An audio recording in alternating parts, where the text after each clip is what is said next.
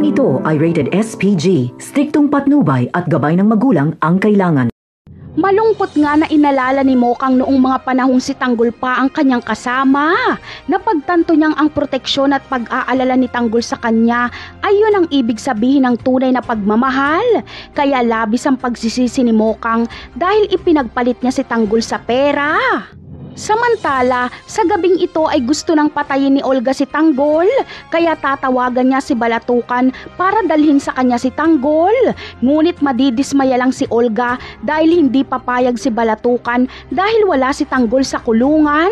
Kaya galit na galit si Olga dahil tatablahin siya ni Balatukan. Palpak na naman ang plano niyang pagpaslang kay Tanggol. Habang ang mga kaibigan naman ni Tanggol ay mga kabado dahil titirahin sila ng mayor na si Celso kapag hindi makabalik si Bubbles. Wala kasing tiwala si Celso kay Tanggol at akala niya ay may gagawing masama si Tanggol kay Bubbles.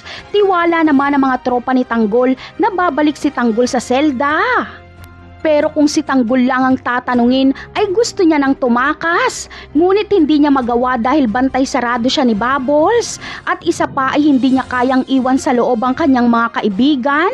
Dahil siguradong papatayin ni Espinas ang kanyang mga kaibigan.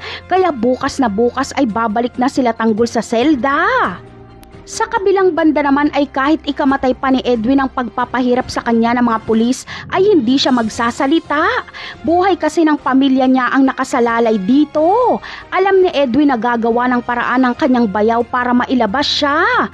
Ngunit mahihirapan si Ramon na ilabas si Edwin dahil mas mababa ang ranggo ng kaibigan niyang general kaysa kay Agustus.